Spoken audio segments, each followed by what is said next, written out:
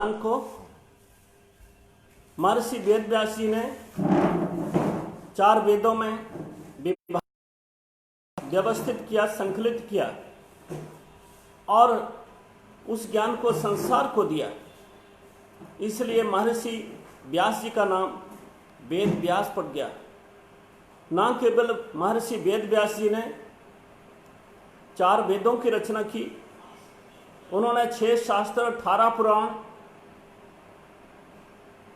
उपपुराण, अनेकों प्रकार के ग्रंथ लिखे, 6 शास्त्र लिखे और समाज के अंदर जो ज्ञान बिखरा था, ऋषियों ने, मुनियों ने अपने तप से, अनुभव से समाज को दिया था, सारे को संकलित करके उन्होंने इस श्रेष्ठ साहित्य के रूप में लिखा। हम ऐसा कह सकते हैं, महर्षि वेदव्यास भगवान के साहित्य अवतार थे, इसलिए वो सारे समाज के पूज्य गुरु कहलाते हैं। इसलिए आज के दिन को गुरु पूर्णिमा भी कहते हैं। गुरु परंपरा अपने देश के अंदर ये पीढ़ी दर पीढ़ी लंबे कालखंड से चलती चली जा रही है और आज भी प्रचलित है। आज के दिन शिष्यगण अपने गुरु के सामने प्रत्यक्ष बैठकर अथवा उनका चित्र रख करके उनकी पूजा करते हैं और अपना समर्पण प्रस्तुत करते हैं। प्रतिवर्ष इस परंपरा को निभाया जाता है और शिष्य आकलन करता है, अंतर्मुखी होकर विचार करता है कि उसने 1 साल की जो साधना की है उसमें वो आगे बढ़ा है क्या। इसलिए वर्षानुवर्ष गुरु शिष्य परंपरा आगे बढ़ रही है। अपने समाज के अंदर व्यक्ति जैसा बनना चाहता है, जिस क्षेत्र में आगे बढ़ना चाहता है, उसी तरह के व्यक्ति को अपना गुरु धारण करता है। अच्छा पहलवान बनना है तो अच्छे कुश्ती के जानने वाले को, संगीतज्ञ बनना है तो संगीत के अच्छे जानकार को, अच्छे योग का अनुभव लेना है तो अच्छे योगाचार्य को, अच्छा वैद्य बनना है तो अच्छे वैद्य को गुरु धारण करके, आध्यात्मिक क्षेत्र में आगे जाना है तो उस तरह के श्रेष्ठ महापुरुष को गुरु धारण करके व्यक्ति आगे जीवन में तरक्की करता है। चाहे भौतिक जगत की तरक्की है, चाहे आध्यात्मिक जगत की तरक्की है, बिना गुरु के ये संभव नहीं है। और ये गुरु शिष्य को ज्ञान देता है, शिष्य आगे अपने शिष्य को ज्ञान देता है। इसलिए अनादिकाल से यह परंपरा ज्ञान के इस प्रभाव को साथ लिए आगे बढ़ती चली जाती है। इसलिए ये गुरु परंपरा का अपने देश के अंदर बहुत महत्व है। अपने समाज में गुरु का स्थान भगवान के समकक्ष कहा गया है। संत कबीर कहते हैं, गुरु गोविंद दोहु खड़े काके लागू पाए, बलिहारी गुरु अपने जिन गोविंद दियो मिलाए। कि गुरु और भगवान एक साथ मेरे सामने आ जाएं तो शिष्य के मन में दुविधा हो सकती है, सर्वप्रथम किसके चरणों को प्रणाम करूं। तो संत कबीर कहते हैं, पहले तो गुरु को ही प्रणाम करूंगा, क्योंकि गुरु जीवन में आए तो भगवान की प्राप्ति हुई है। इस तरह से गुरु का स्थान भगवान के समकक्ष कहा गया है। गुरुर् ब्रह्मा गुरुर् विष्णु गुरु देवो महेश्वरः गुरु साक्षात पर ब्रह्म तस्मै श्री गुरुवे नमः। गुरु अपने जीवन में ब्रह्मा विष्णु महेश की भूमिका निभाते हैं, इसलिए गुरु सब कुछ शिष्य के लिए वो परमेश्वर समान ही है। इसलिए गुरु का स्थान अपने जीवन में एक बहुत उन्नत स्थान है। गुरु अंधकार से प्रकाश की ओर शिष्य को बढ़ाता है, शिष्य की छोटी छोटी कमियों को दूर करके उसको श्रेष्ठ मार्ग पर बढ़ाता है। इसलिए कहा है, गुरु कुम्हार शिष्य कुंभ है, घड़ी घड़ी काढ़े खोट, अंतर हाथ सहार दे बाहर मारे चोट। शिष्य के खोट को बड़े प्यार से, आत्मीयता से निकालकर शिष्य को श्रेष्ठतम बनाता है। और जब शिष्य गुरु से श्रेष्ठ हो जाता है तो गुरु को दुख नहीं होता है, अपने जीवन को धन्य समझता है। इस प्रकार की ये श्रेष्ठ परंपरा ज्ञान की इस सारी गंगा को लेकर आगे बढ़ती चली जा रही है। हमारे समाज में कहा है गुरु बिना गति नहीं, अर्थात इसको हमें अपनी सामान्य भाषा में बोलता हूँ, अर्थात गति का अर्थ है स्पीड। मुझे यहाँ से दिल्ली जाना है तो मैं रास्ता जानता नहीं हूँ। हर दोराहे पर चौराहे पर समाज के बंधुओं से पूछता हूँ दिल्ली का मार्ग कौन सा है, तो ऐसी स्थिति में कुछ समय जाता है। लेकिन मैं ऐसे सज्जन इसलिए बिना रोक टोके बिना पूछे मैं दिल्ली की ओर बढ़ता हूँ। जो मार्ग पूछ पूछ कर जाने से जितना समय लगता है उससे बहुत कम समय में मैं अपने गंतव्य पर पहुंच जाता हूँ। इसलिए गुरु जीवन में आते हैं तो लक्ष्य को प्राप्त करने की जो गति है साधक की वो बढ़ जाती है।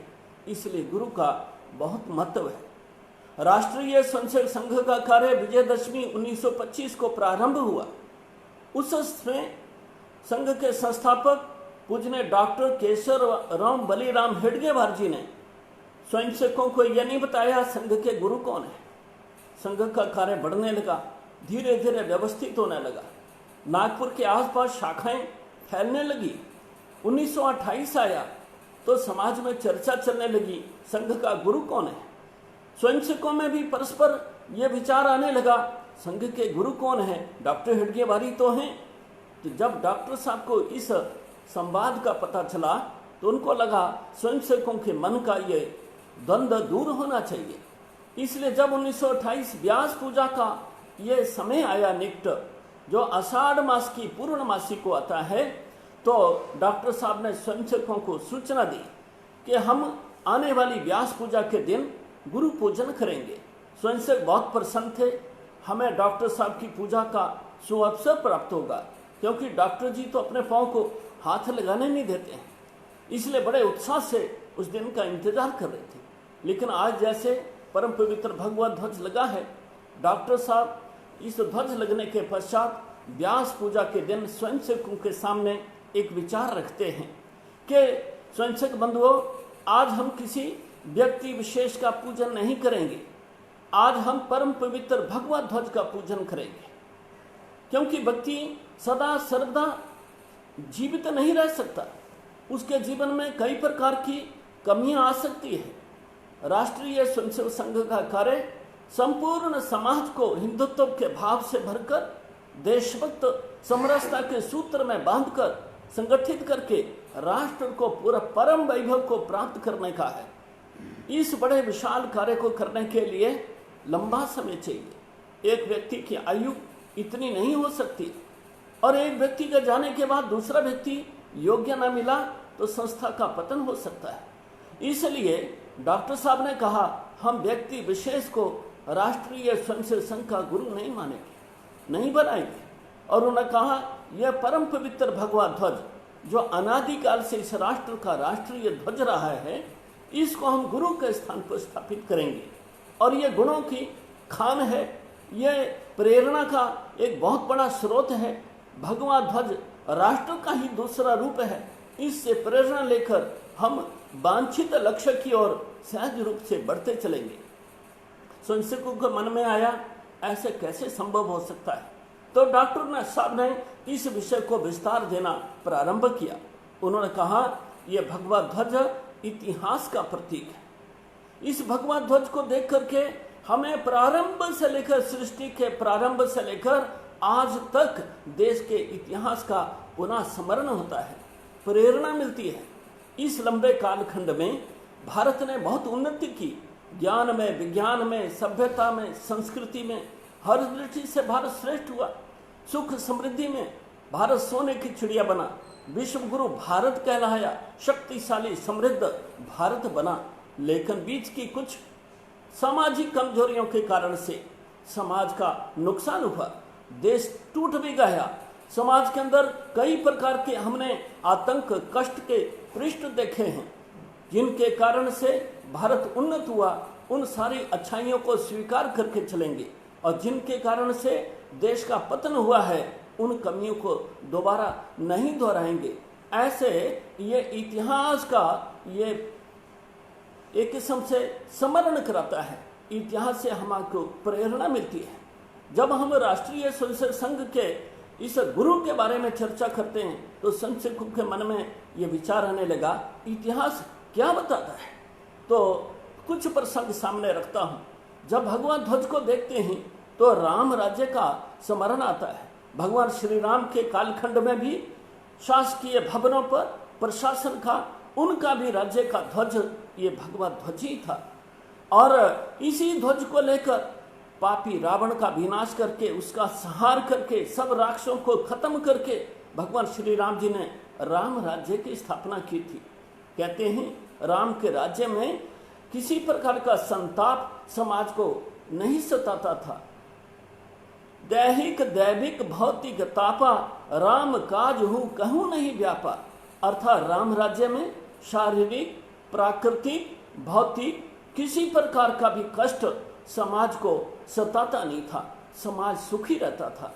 इस प्रकार का राम राज्य की कल्पना आज के नेतागण भी बोलते हैं, हम राम राज्य की स्थापना करेंगे, अर्थात समाज को हर तरह से सुखी समृद्ध संपन्न करेंगे।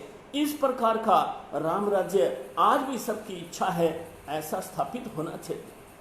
जब हम महाभारत के अंतिम कालखंड को देखते हैं, महाभारत के युद्ध में अर्जुन के रथ पर इसी प्रकार के भगवे रंग की, जिसके आगे 2 फर हैं, पताका फहराती देखते हैं।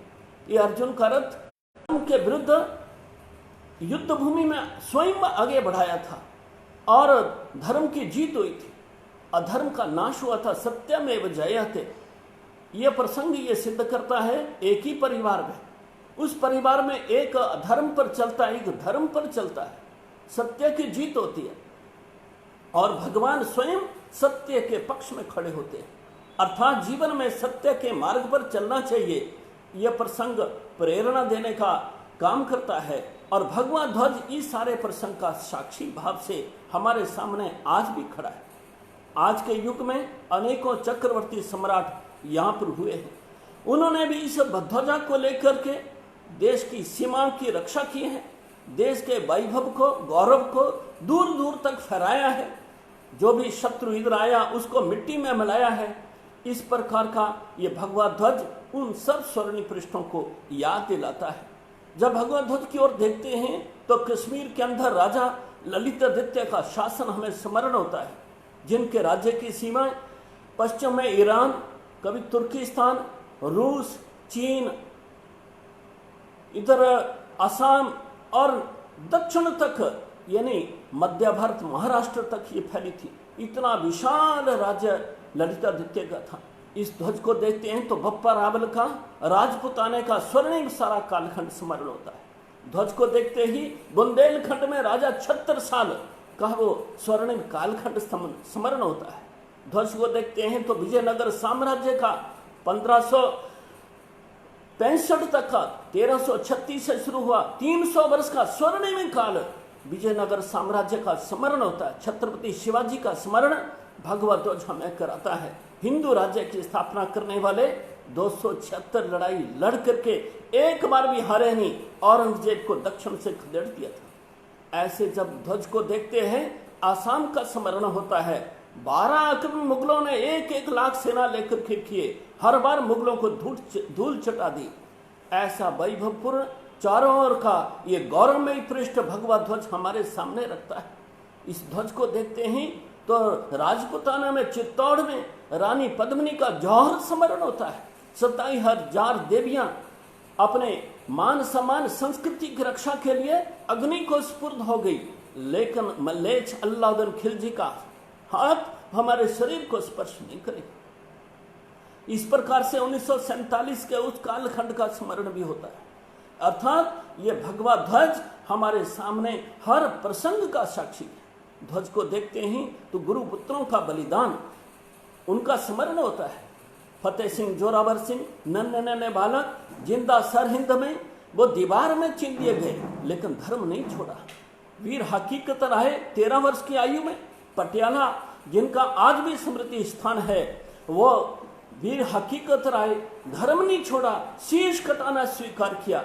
ऐसे ये भगवा ध्वज हमें इतिहास बताता है। इतना नहीं है, क्रांतिकारियों का जीवन भी भगवा ध्वज अपने आप में समेटा हुआ है। हर क्रांतिकारी के हाथ में ये भगवा ध्वज रहता था। भगवत ध्वज को नीचे गिरने नहीं देंगे। एक को गोली लगती थी, दूसरा उठा लेता था। और हंसते हंसते 1857 में 4.5 लाख नौजवान इसलिए बलिदान हो गए क्योंकि अंग्रेज मिलिट्री के कारतूस जो चलाते थे उसमें गाय और सुअर की चर्बी लगाकर सैनिकों को मुंह से खोलने के लिए आज्ञा करते थे, जो हमारे धर्म को भ्रष्ट करता था। धर्म की रक्षा के लिए बलिदान की छड़ी इस समाज में लगाई है। ध्वज को देखते हैं तो रानी झांसी का वो प्रेरक प्रसंग, घोड़े की लगाम दांतों में रखी है, दोनों हाथ में तलवार है, अपने बच्चे को ममता को पीठ में बांधकर अंग्रेजों के पांव मेरे जीते जी झांसी में पड़ने नहीं दूंगी, और देखते देखते तोपों के मुंह मोड़ देती है। ऐसी रानी झांसी सबको प्रेरणा देते नजर आती है। इसलिए भगवा ध्वज हमें आगे बढ़ने की प्रेरणा देता है। और इतना ही नहीं, जिन प्रसंगों के कारण से देश का नुकसान हुआ है उनको हम फिर से नहीं अपनाएंगे। इस तरह से इतिहास हमें सही मार्ग में आगे बढ़ने की प्रेरणा देता है। ये भगवा ध्वज हमारे यज्ञ में संस्कृति का प्रतीक है। जब हम किसी घर में प्रवेश करना, नए में पुराने में, हमारे बुजुर्ग हमको बोलते हैं कि हवन यज्ञ करना चाहिए। यज्ञ जब जलता है तो उसकी जो ज्वालाएं हैं भगवे रंग की रहती है। प्रत्येक ज्वाला के 2 फल रहते हैं, उसमें कैसे भी समुदाय डालें, जलने के बाद वो पवित्र हो जाती है। यज्ञ का अर्थ होता है समर्पण करना, राष्ट्र के लिए समर्पण करना, हर अच्छी चीज का समर्पण करना। केवल अच्छी नहीं, जीवन की बुराइयों को भी उसमें समर्पित कर देंगे तो अच्छाई में बदल जाती है। इसलिए गुरु जो है वो अंधकार से प्रकाश की ओर बढ़ाता है। हमारी संस्कृति भी ऐसी है। इस संस्कृति के निकट कोई भी विश्व का प्राणी निकट आता है, इसको अपनाता है, उसका जीवन नर से नारायण बनने की ओर बढ़ता है। हमारी संस्कृति माता को, हर महिला को माता स्वरूप देखती है। गंगा, गीता, गायत्री, गौ माता हमारे देश की संस्कृति के आधारभूत ये सारे प्रसंग हैं। हमारी संस्कृति वसुधैव कुटुंबकम में विश्वास करती है, सर्वे भवन्तु सुखिनः में विश्वास करती है, ईश्वर में विश्वास करने की बात करती है। हमारी संस्कृति कर्म प्रधान है। और इतना नहीं है, इस कर्म करते हुए मनुष्य नेक कर्म की ओर बढ़ता है, पुनर्जन्म में विश्वास करती है और सबके अंदर उसी जड़ चेतन जीव जंतु में उसी परमात्मा के अंश ब्रह्म के दर्शन करती है, किसी से भेद नहीं करती। ऐसी श्रेष्ठ संस्कृति कर्म के आधार पर नर को नारायण बनाने की क्षमता रखती है। इसलिए भगवा ध्वज हमें ऐसी श्रेष्ठ संस्कृति को सदैव धारण करके चलना है, ऐसी प्रेरणा देता है हम सबको। ये भगवा ध्वज जब हम देखते हैं तो उगते सूर्य का स्मरण होता है। जब भोर में सूर्य आने को आता है तो सूर्य के आने से पहले लालिमा उस अंतरिक्ष में छाई जाती है। ये लालिमा भगवा ध्वज का प्रतीक है। उसके पास, उसके पीछे सूर्य देव आते हैं। ये भगवा ध्वज का रंग उस लालिमा अरुणिमा का ये प्रतीक है। इसलिए कहा अरुणा संति केतवः, अर्थात ये भगवा ध्वज उस केसरी रंग का है। ये कहता है काली रात, अंधेरी रात बीत गई, अब उषा काल आ गया। अब अर्थात तमसो मां ज्योतिर्गमे, अंधकार से ज्ञान के प्रकाश की ओर बढ़ना, ये भगवा ध्वज हमको बताता है। भगवा ध्वज को देखते हैं तो संन्यास परंपरा सामने आती है। सन्यासी बंधु ऐसा भगवा वस्त्र पहनते हैं। सन्यासी या साधु उसको बोलते हैं जो जीवन की सुख सुविधाएं छोड़ करके समाज के भले के लिए त्याग करता है, और ये त्याग का उनका संकल्प सदा सदा उनको स्मरण रहे। इसलिए वो केसरी वाणा पहनकर, केसरी वस्त्र पहनकर जीवन भर रहते हैं। सन्यासी यही भगवा वस्त्र में भगवाधारी यानी संदेश जाता है समाज के अंदर। जिस व्यक्ति ने समाज के लिए, देश के लिए त्याग किया है, इसलिए समाज का श्रद्धा से उनके सामने मस्तिष्क झुकता है। और ये सन्यासी भी जीवन पर्यंत अपने लिए नहीं, राष्ट्र के लिए, समाज के लिए, विश्व के लिए ज्ञान यज्ञ करते हुए, शोध करते हुए समाज के जीवन को सुखी करते हैं। ऐसी श्रेष्ठ संन्यास ऋषियों मुनियों की परंपरा हमारे सामने है। भगवा ध्वज हमको ऐसी प्रेरणा देता है। ये जो भगवा ध्वज है यह अखंड भारत का प्रतीक है। इस ध्वज को जब हम इसी प्रकार से पकड़ते हैं, अभी तो ऐसे पकड़ेंगे तो 2 फल नजर आते हैं, लेकिन ऐसे पकड़ेंगे तो एक लड़ी लंबी है, एक लड़ी छोटी, 2 लड़ी वाला ध्वज नजर आता है। हम देखते हैं नीचे तमिलनाडु, केरल के नीचे कन्याकुमारी है, कन्याकुमारी के नीचे समुद्र के 100 योजन पार श्रीलंका है, और दूसरी ओर देखेंगे तो बांग्लादेश ब्रह्मदेश के नीचे जाकर के इंडोनेशिया, वो लंबी लड़ी है। दोनों को ऐसे पकड़ेंगे तो भगवा ध्वज का ये सारा आकार नजर आता है, मानो ये अखंड भारत का नक्शा है। इसलिए भगवा ध्वज ये हमारी भूमि का प्रतिमा भी है।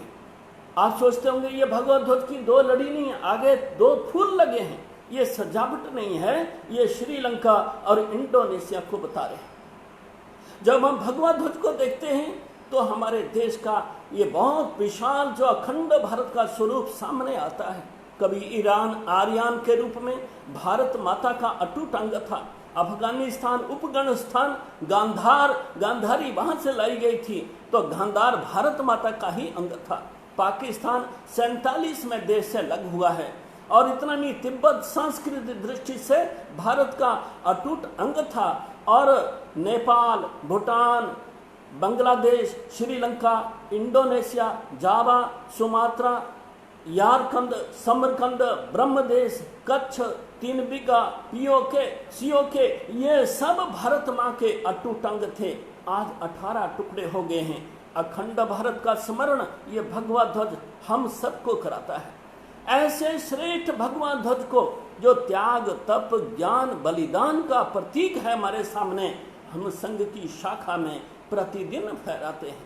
और इतना नहीं है, यह भगवा ध्वज जब अनादिकाल में 2.25 अरब वर्ष पहले ये सृष्टि की रचना हुई, सर्वप्रथम ये समाज भारतवर्ष ये अस्तित्व में आया, तो ऋषियों मुनियों ने समाज कैसा होना चाहिए, समाज ने किस दिशा में बढ़ना है, तो भगवा रंग का ये ध्वज हमारे सामने लक्ष्य के रूप में रखा। ये भगवा रंग हमारा लक्ष्य है। लाल रंग और पीले रंग से ये भगवा रंग प्रकट होता है। लाल रंग क्षात्र शक्ति का प्रतीक है, और भगवा रंग ब्रह्म शक्ति, आध्यात्मिक शक्ति का प्रतीक है। ऋषि मुनियों ने, पूर्वजों ने हमको दिशा मार्गदर्शन दिया कि गृहस्थ जीवन में, सामाजिक जीवन में हमारे को क्षात्र शक्ति भी, आध्यात्मिक शक्ति भी, दोनों का अर्जन करना चाहिए। ब्रह्म तेज, क्षात्र तेज के हम सबको अमर पुजारी बनना है, इस प्रकार का उनका मार्गदर्शन है। इसलिए एक तरफा नहीं चलना कि अध्यात्म छोड़ दिया, केवल एक बल उपासना की तो राक्षस बन जाएंगे, और केवल अध्यात्मी बन गए तो भी समाज नहीं चलने वाला है। इसलिए जीवन में दोनों तरह की शक्तियां रहेंगी तो मनुष्य का समग्र विकास होगा और जीवन में सुख शांति प्राप्त करेगा। इसलिए भगवान ध्वज को सामने रख करके हम अनादिकाल से आगे बढ़ते चले जा रहे हैं। ऐसे श्रेष्ठ भगवान ध्वज को राष्ट्रीय स्वयंसेवक संघ की शाखा में प्रतिदिन फहराया जाता है। और ऐसा प्रसंग है जैसे एकलव्य गुरु द्रोणाचार्य की मूर्ति बनाकर उनके सामने वो साधना करता था, प्रतिदिन धनुष विद्या का अभ्यास करता था। अभ्यास करते करते इतना श्रेष्ठ हो गया कि अर्जुन से भी श्रेष्ठ धनुर्धारी बन गया। और हम प्रसंग स्मरण करते हैं जब एकलव्य की वो सारे साधना को कुत्ता भौंकते हुए वो सब भंग कर रहा था। अर्जुन ने उस प्रसंग को देखा और उन्होंने गुरु द्रोणाचार्य को कहा, यह तो अद्भुत दृश्य है, यह कुत्ते का मुंह बाणों से भर गया लेकिन एक भी खून की बूंद नहीं आ रही है। गुरुदेव, आपने मुझे धनुर्विद्या दी है, मैं सोचता था मैं श्रेष्ठ धनुर्धारी हूं, लेकिन यह विद्या तो मुझे नहीं आती है। मैं तीर मार के कुत्ते का मुंह वार से पार सील तो सकता हूं, लेकिन कुत्ते का मुंह बाणों से भरकर बंद नहीं कर सकता हूं। यहां से तीर छोड़ूंगा तो इतनी दूर जाकर बाण रुक जाएगा और बाण तब पहुंचेगा जब कुत्ते का मुंह खुला होगा। ये विद्या मुझे नहीं आती है। अर्थात एकलव्य ने गुरु के प्रति श्रद्धा रख करके, श्रद्धावान लभ्यते ज्ञानम, गुरु द्रोणाचार्य से एकलव्य ने ऐसी शिक्षा प्राप्त कर ली थी। संघ का स्वयंसेवक भी प्रतिदिन 1 घंटे की शाखा में सर्वप्रथम इस परम पवित्र भगवा ध्वज को, जिसे राष्ट्रीय स्वयंसेवक संघ के संस्थापक ने संघ के गुरु इस नाते हमारे सामने रखा, तो उसको फहराते हैं। और भगवान ध्वज को फहरा करके प्रतिदिन शारीरिक, बौद्धिक, व्यवस्थात्मक स्वयंसेवक को प्रशिक्षण मिलता है। और कैसा प्रशिक्षण मिलता है?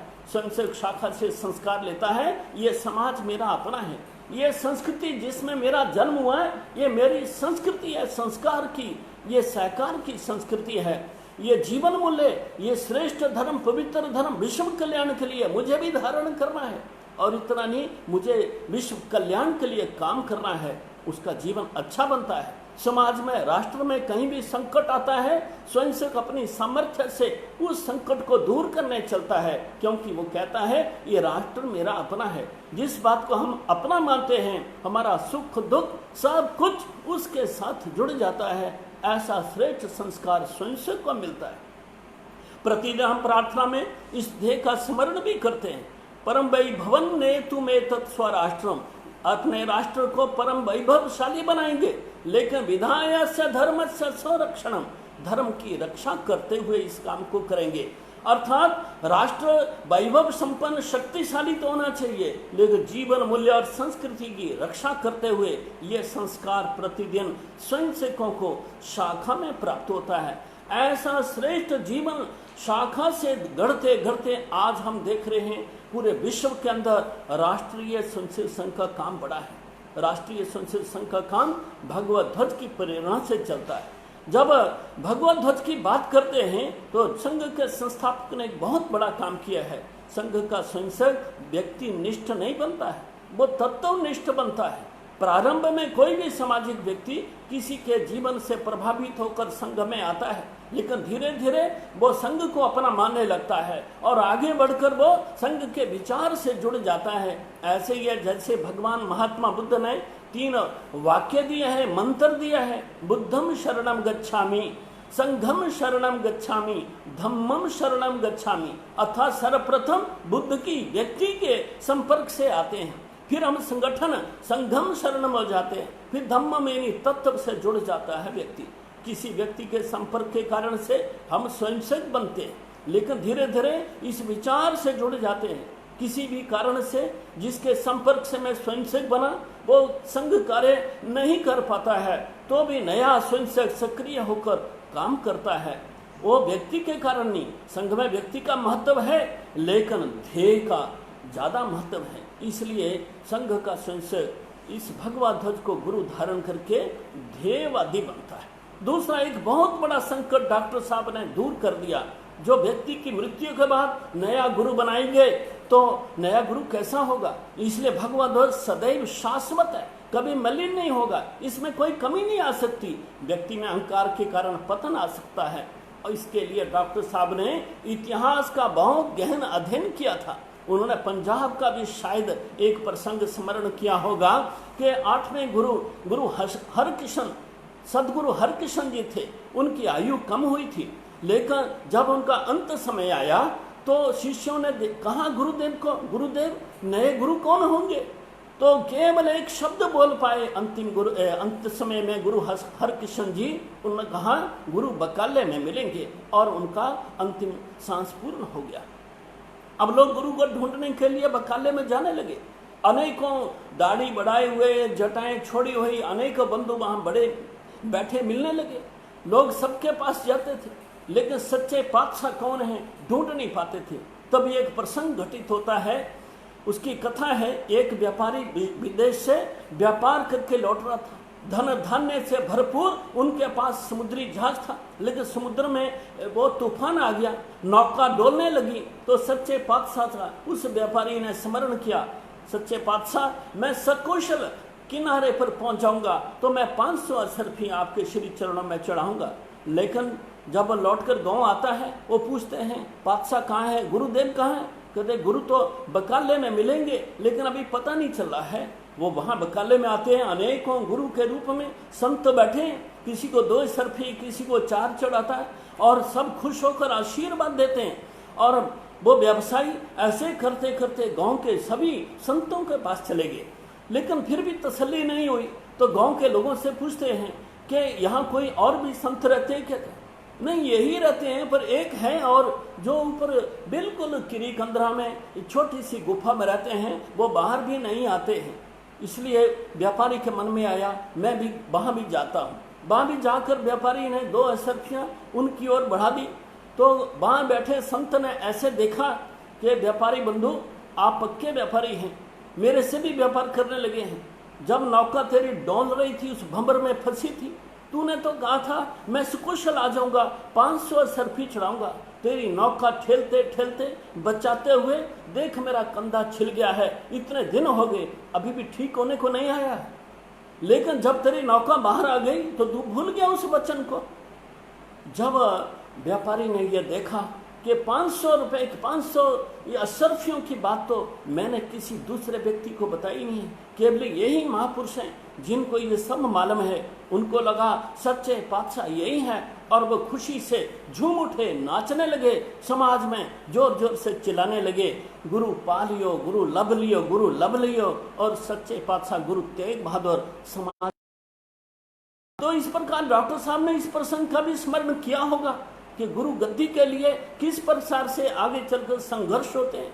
अनेकों संस्थाएं खड़ी होती हैं, लेकिन जब वो गुरु चले जाते हैं तो संघर्ष होने लगता है संपत्ति के लिए। इसलिए डॉक्टर साहब ने सारा संकट दूर करके सदैव सदैव मार्गदर्शन करने वाला राष्ट्र का ही प्रतीक, भारत माता का ही दूसरा स्वरूप भगवा ध्वज को हमारे सामने रखा है। इसलिए जब हम भगवा ध्वज को प्रणाम करते हैं शाखा में, तो हम प्रणाम केवल कपड़े को नहीं करते हैं, हम भारत को प्रणाम करते हैं। जब हम भगवा ध्वज को प्रणाम करते हैं तो इतना ही नहीं है, हम अखंड भारत को प्रणाम करते हैं। भगवा ध्वज को जब संशय प्रणाम करता है तो उस ऋषि परंपरा को प्रणाम करते हैं, जो अपने लिए नहीं समाज के लिए उन्होंने अपने जीवन का कण कण, क्षण क्षण इस राष्ट्र के लिए लगाया है। कष्ट उठा करके इस समाज को बनाया, संभाला, विकसित, दुनिया में सर्वश्रेष्ठ समाज बनाया है। और उस परंपरा को परिणाम है जो ज्ञान अर्जित करके यहाँ के नौजवान दुनिया में गए, और दुनिया के लोग तब नंगे रहते थे, पशु तुल्य थे। उनको ज्ञान दिया, खाना खाकर, खाना कैसे पकाकर खाया जाता है, कैसे कमाया जाता है, शिक्षा दी, चिकित्सा की व्यवस्था दी, संस्कार सभ्यता दी। उस समाज की आंखें खोली तो उस विश्व के समाज ने भारत को विश्व गुरु माना। तो भगवा ध्वज को प्रणाम करते हैं तो उन महापुरुषों को प्रणाम है। उस भगवा ध्वज के दर्शन से हमें उन बलिदानी वीरों का स्मरण होता है, जो जब इस देश के ऊपर देश की समृद्धि के चर्चे सुन करके ग्रीक, हूण, शक, यवन, मुगल, अंग्रेज यहाँ पर बढ़ते चले आए, और जिन वीरों ने इस भारत माता की रक्षा के लिए बलिदान दिए हैं, उनका बलिदान के सामने हमारा झुकता है माथा। इतना नहीं, उन माताओं को जिन्होंने ऐसे वीरों को, जवानों को, वीर बालकों को जन्म दिया, जिन्होंने इस राष्ट्र की रक्षा के लिए सर्वस्व लौटा दिया, उस मातृशक्ति को प्रणाम है। उस सारी परंपरा को प्रणाम है, माताओं की त्याग की, बलिदान की, कि जिन्होंने जौहर किए हैं। 47 में जब ये देखा हमने दृश्य कि माताएं जब असहाय हो गई, पाकिस्तान बन गया, बांग्लादेश बन गया, समाज के घर तबाह किए जा रहे हैं, तो माताओं ने जौहर किए हैं। मंदिरों में इकट्ठे होकर, गुरुद्वारा में इकट्ठे होकर, बड़ी हवेली में माताएं इकट्ठी होती थी, आग लगा लेती थी, लेकिन हमारी कोख से मलेच्छों के बच्चे पैदा नहीं होने देंगे। ऐसी माताओं को इस बलिदान की परंपरा को प्रणाम होता है। इसलिए प्रतिदिन संघ की शाखा में संघ का स्वयंसेवक भगवा ध्वज को देखता है तो उसके मन में संकल्प आता है, मेरा राष्ट्र पहले बहुत विशाल था, बहुत अच्छा था, वर्तमान में स्थिति ठीक नहीं है, इसको अच्छा करूंगा। जब भगवा ध्वज को देखते हैं तो खंडित भारत नजर आता है। भगवा ध्वज को देखते हैं तो कश्मीर में कभी वो बालक शिवालयों पर जल चढ़ाते थे, मजहब बदल लिया, आज वही बालक विधर्मी बनकर अपनी सेना का अपमान करते, पत्थर मारते नजर आते हैं। इस देश के नक्सल जो इसी डीएनए के हैं, अपने ही पूर्वजों के संतान हैं, लेकिन विधर्म की इस सारी प्रेरणा में जाकर किसी बात से भटक करके आज अपने ही समाज का खून बहाते नजर आते हैं। इस भगवा ध्वज को देखते हैं तो भारत का सारा स्मरण होता है। और इतना ही समाज का चित्र आज भी नजर आता है।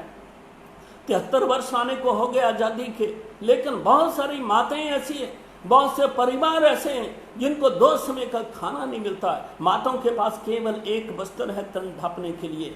समाज के सारे समर्थ बंधुओं के लिए चुनौती है कि इस समाज के वर्ग को कैसे मुख्य धारा में लाएं। इसलिए जब भगवा ध्वज को देखते हैं तो राष्ट्र का हर वर्ग हमारे सामने आता है। अखंड भारत हम करेंगे, इस प्रकार का भाव भी जगता है।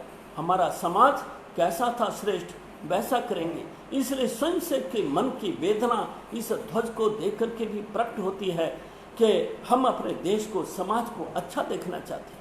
और कई प्रकार के प्रसंग आज दिखते हैं, जहाँ इस महामारी के प्रसंग में समाज के अंदर कई बंधु कष्ट में हैं तो अपने ही संघ के स्वयं सामर्थ्य लेकर सहायता में जाते हैं। अनेकों अन्य संस्थाओं के बंधु भी समाज की सहायता के लिए अग्रसर हो जाते हैं, लेकिन बहुत सारे बंधु इस मौके का भी अपने स्वार्थ सिद्धि के लिए उपयोग देखते हैं। आज चीन वहां गलवान में खड़ा है, बहुत सारे बंधु चीन के प्यादे बन करके उनके गुणगान करने से भी पीछे नहीं हटते। समाज का ये विकृत मानस, ये विस्मृत देखते हैं तो कष्ट होता है कि ऐसा समाज जो एक परिवार की तरह होना चाहिए था, लेकिन आज नहीं दिखता है। कभी उस पेंटागन पर आक्रमण हुआ था, लेकिन लादेन के चेलों ने किया था, अमेरिका का पक्ष विपक्ष एक प्राण हो गया था। इस प्रकार का एकजुट समाज दिखना चाहिए था, लेकिन आज के इस संकट के काल में भी समाज के अंदर 2 प्रकार के 3 प्रकार के मानस खड़े होते हैं। आज नहीं, मुर्दे के ऊपर भी अपनी रोटियां सेकने का काम करते हैं। ये एक बहुत दुखद प्रसंग आता है। भगवा ध्वज ऋषि मुनियों की परंपरा, बलिदानी वीरों की परंपरा, उन्होंने कभी कल्पना नहीं की थी आने वाला भारत इस प्रकार से होगा। उन्होंने तो यही कहा, रंग दे बसंती चोला माए, रंग दे बसंती चोला, फांसी पर चढ़ गए भगत सिंह जैसे दीवाने वीर, ताकि आने वाला भारत मेरा बहुत अच्छा होगा। इसलिए इस भगवा ध्वज से हमारे मन में अखंड भारत का भी चित्र आता है। इसलिए जब जर्मन का स्मरण होता है, 1945 में शत्रुओं ने जर्मन के 2 हिस्से कर दिए थे, लेकिन जर्मन के लोगों को अनुभूति हो गई, हम कितने भी अच्छे हो जाएं, लेकिन छोटे छोटे देश बनेंगे, शक्ति नहीं बन सकती। इसलिए देशभक्तों ने जीवन की सुविधाएं छोड़ दी, घर से घर, गांव से गांव, क्षेत्र से क्षेत्र में लगातार परिश्रम किया। और 1990 आया, बर्लिन की हजारों मील लंबी दीवार तोड़ करके जर्मन एक खड़ा हो गया। आज G5 में जर्मन दुनिया के अंदर एक शक्तिशाली राष्ट्र खड़ा हो गया। इजराइल का उदाहरण हमारे सामने है। 1800 वर्ष तक इजराइल में रहने वाले यहूदी दुनिया में खदेड़ दिया गया शत्रुओं के द्वारा। भारत में भी आए और भारत में भारत माता से उनको स्नेह मिला, दुनिया में दुत्कार मिली, लेकिन अपमान सहन करते रहे। लेकिन उन्होंने इजराइल को भूलने नहीं दिया। उन्होंने इजराइल की यरूशलेम की दीवार का चित्र साथ में लेकर गए थे। प्रतिदिन देश विशेष में वो इजराइल के बंधु इकट्ठे होते थे, वो इजराइल का दिवस मनाते थे और कहते थे अगले वर्ष हम इजराइल में मिलेंगे, अगले वर्ष इजराइल में मिलेंगे। वहीं मिलते थे और 1800 वर्ष यानी 20 वर्ष में पीढ़ी बदलती थी, तो 90 पीढ़ी दर पीढ़ी अपनी बोली, भाषा, संस्कृति, महापुरुष इजराइल को भूलने नहीं दिया। और 1948 में जब इजराइल स्वतंत्र हुआ तो सभी इजराइल लौटते हैं। दिन भर डॉक्टर, इंजीनियर, प्रोफेसर, कर्मचारी अपना अपना काम करते थे, लेकिन शाम को लौटकर सब लेबर का काम करते थे। उस मरुभूमि को उर्वरा भूमि में बदल दिया। आज इजराइल ज्ञान, विज्ञान, शक्ति, समृद्धि, सामर्थ्य में दुनिया के अंदर एक उदाहरण दे इस तरह से खड़ा है। चारों ओर शत्रुओं से घिरा है। शत्रु एक को मारता है इजरायली को, 10 को घर में घुस करके मार के चले आते हैं। एक छोटी सी बात करके, हमारे देश में हम भारत बोलते हैं, भारत माता की जय बोलते हैं, लेकिन एक वंदे मातरम बोलते हैं। अर्थात हमारे देश के 2 गान हैं, एक राष्ट्रगान है, एक राष्ट्र गीत है। जन गण मन जब हम बोलते हैं तो हम सावधान में दक्ष में खड़े होकर उसके सम्मान में खड़े होते हैं, लेकिन जब वंदे मातरम बोलते हैं तो भारत माता के रूप में हमारे सामने खड़ा होता है। बंकिम चंद्र चटर्जी ने वंदे मातरम में भारत माता को अम्बा, जगदम्बा, दुर्गा, लक्ष्मी, सरस्वती कहा है। और इससे प्रेरणा लेकर देश के नौजवान बंधु भगिनी इस स्वतंत्रता के आंदोलन में जीवन की सब इच्छा आकांक्षाओं को भारत के मां के चरणों में न्यौछावर करके बलिदान होते चले गए। इससे जैसे ये राष्ट्रगान है, वंदे मातरम है, इसी तरह से हमारा आज का भारतवर्ष है। आज राजनीति भारत के नक्शे को देखते हैं तो तिरंगा झंडा आता है, उसके लिए राष्ट्रीय स्वयंसेवक संघ के संशय पूर्ण समर्पित है। इस बात का भी एक प्रसंग मैं रखता हूं। 1931 में कांग्रेस ने कराची के राष्ट्रीय अधिवेशन में तिरंगा को स्वीकार किया, लेकिन उसमें थोड़ा अंतर था। अशोक चक्र की तरह चरखा लगा था, और इस तिरंगा को स्वीकार करके पंडित जवाहरलाल नेहरू जी ने तिरंगा फहराया और कहा स्वतंत्रता, पूर्ण स्वतंत्रता की मांग रख दी अंग्रेजों के सामने। यह प्रसंग जब पूजनीय डॉक्टर केशव बलिराम हेडगेवार जी को पता लगा, उन्होंने चल रही शाखाओं को सूचना दी।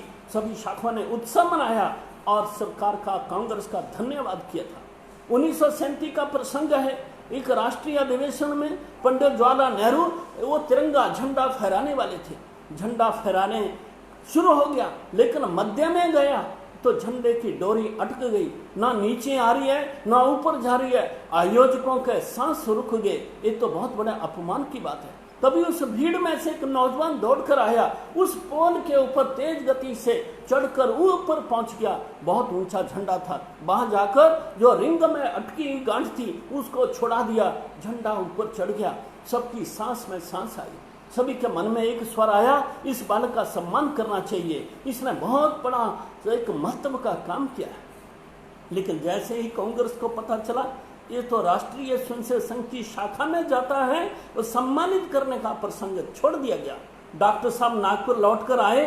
जब उनको ये पता लगा कि इस बालक ने इस प्रकार का महत्व का काम किया है, उसको बुलाकर उसको शाबाशी दी और कहा, उन्होंने सम्मान नहीं किया, कोई बात नहीं। सज्जनों के बीच में बुलाकर उस बालक को, किसी सज्जन ने चांदी का कप डॉक्टर साहब को दिया था कभी भेंट में, उस कप को बालक को भेंट देकर सम्मान किया। तूने इस राष्ट्र का सम्मान किया है। ये तिरंगा केवल पार्टी का झंडा नहीं है, राष्ट्रीय आंदोलन का यह प्रेरक प्रतीक है। राष्ट्र का मान सम्मान के लिए संघ का स्वयंसेवक सदैव समर्पित है। इसलिए जब हम तिरंगा को आज देखते हैं, संघ का स्वयंसेवक पूर्ण रूप से समर्पित है। लेकिन ये तिरंगा वर्तमान इस भारत के राजनीतिक मानचित्र जिसको हम देखते हैं, उस राष्ट्रीय, उस वर्तमान भारत का ध्वज है। लेकिन जब हम भगवा ध्वज को देखते हैं तो अखंड भारत नजर आता है। भगवा ध्वज को देखते हैं तो सांस्कृतिक परंपरा नजर आती है, बलिदान की परंपरा आती है, इतिहास स्मरण होता है। इसलिए भगवा ध्वज त्याग, तप, ज्ञान, बलिदान, ध्येय का प्रतीक है। हमको यहाँ रुकना नहीं है। जर्मन एक हो सकता है 45 साल के पश्चात, इजराइल 1800 वर्ष के बाद इजराइल को फिर से प्राप्त करके शक्तिशाली देश खड़ा हो सकता है। 100 करोड़ से ज्यादा, 135 करोड़ का ये समाज जब सारे स्वार्थ छोड़ करके एकजुट खड़ा हो जाएगा, तो क्या भारत माता के टूटे हुए अंगों को ये समाज जोड़ने में असमर्थ हो जाएगा? क्या सब संभव हो सकता है। इसलिए आज गुरु पूर्णिमा का प्रसंग है। अनेकों शिष्यगण अपने गुरुदेव का सामने चित्र रखकर प्रत्यक्ष उनके सामने बैठकर पूजन करते हैं, दक्षिणा समर्पित करते हैं। लेकिन संघ का स्वयंसेवक इस गुरु पूर्णिमा के दिन राष्ट्र के ध्येय का स्मरण करता है। हमने इस राष्ट्र को कैसा बनाना है, इस राष्ट्र का हमारे सामने क्या चित्र है, इसलिए इस ध्येय का स्मरण आज गुरु पूर्णिमा के दिन संघ का स्वयंसेवक करता है। श्रद्धावान लभ्यते ज्ञानम, श्रद्धा है, विश्वास है, तो ये कपड़ा साक्षात भगवान का ध्वज है। और नहीं है तो कपड़ा है। मैं पहाड़ हिमाचल से संबंधित हूँ, वहाँ का एक प्रसंग है। हमारे घरों में देवता बुलाए जाते हैं हिमाचल के अंदर। जी किसके घर में शादी है, मुंडन है, त्योहार है, प्रसंग है, देवता को भी निमंत्रण जाता है। लेकिन एक ही दिन अनेकों प्रकार के प्रसंग उस गांव में हो जाएं तो देवता का रथ तो एक ही है, तो कहाँ जाएंगे? तो कहीं रथ जाता है, कहीं देवता का वो घंटी जाती है, कहीं कोई उपकरण चला जाते हैं। कोई ये नहीं कहता उनके घर देवता का रथ आया है, या घंटी आई है, या तलवार आई है, या कोई और उपकरण आया है। सभी कहते हैं हमारे घर में देव पधारे हैं। उनका उसी तरह से पूजा अनुष्ठान और सम्मान घर घर में किया जाता है। ऐसे एक समय में पूरे देश के अंदर यह भगवा ध्वज फहराता है। ये भगवा ध्वज शाखा में भगवान का प्रतिनिधि है। ये भगवत ध्वज है, ये भगवान का ध्वज है।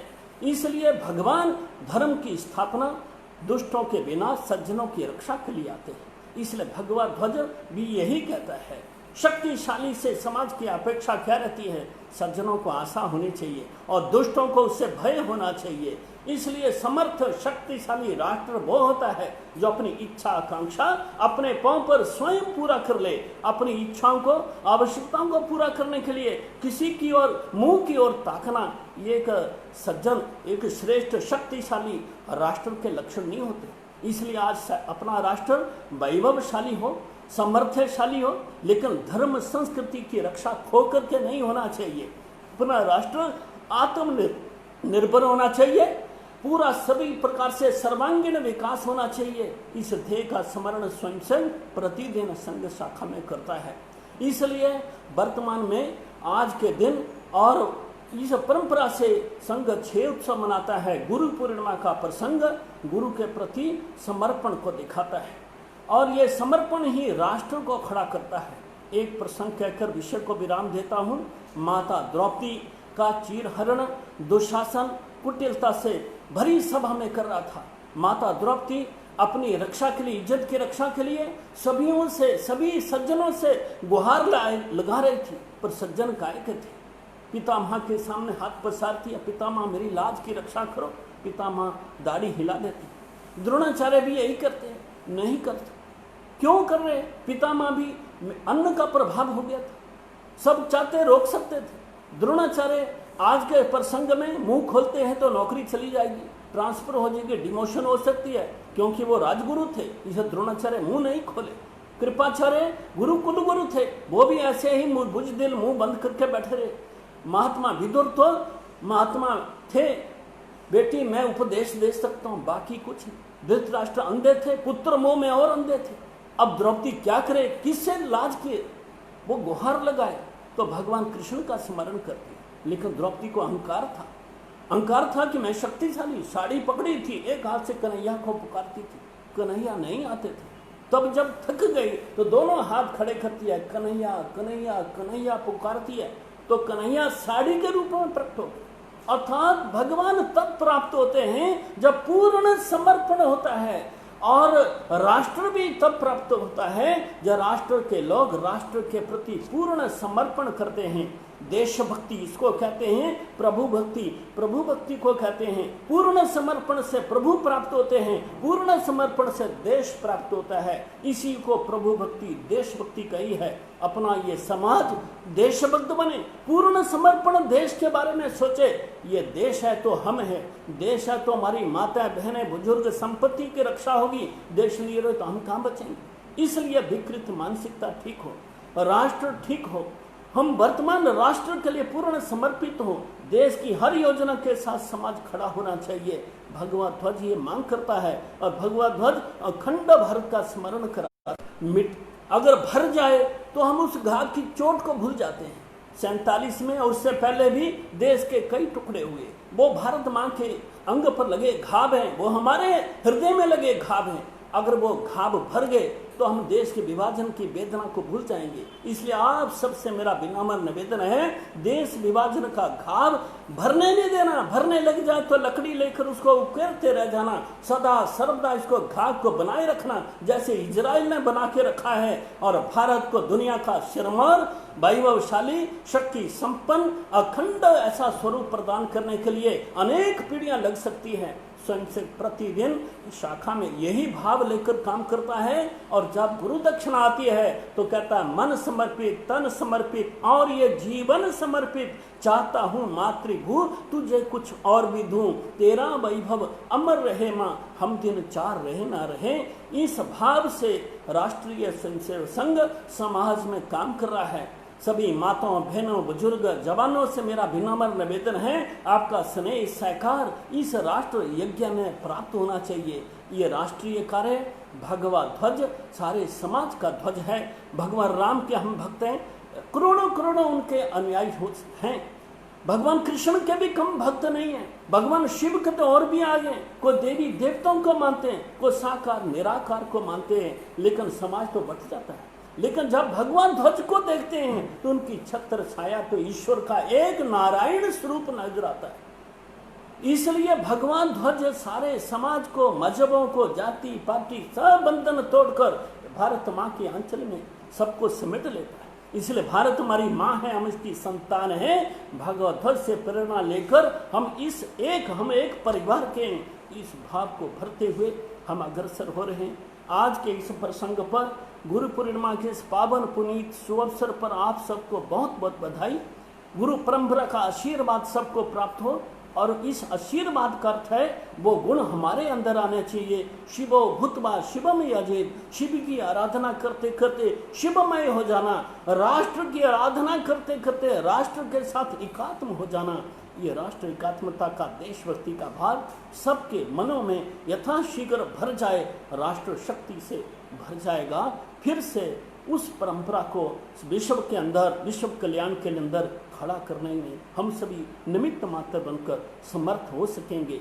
आज के इस प्रसंग पर मैंने ये निवेदन आप सबके समक्ष रखा है। आप सबके अंदर विराजमान श्री परमेश्वर को प्रणाम करता हुआ मैं कथन को विराम देता हूँ। पुनः आप सबको गुरु पूर्णिमा पर्व की बहुत बहुत बधाई।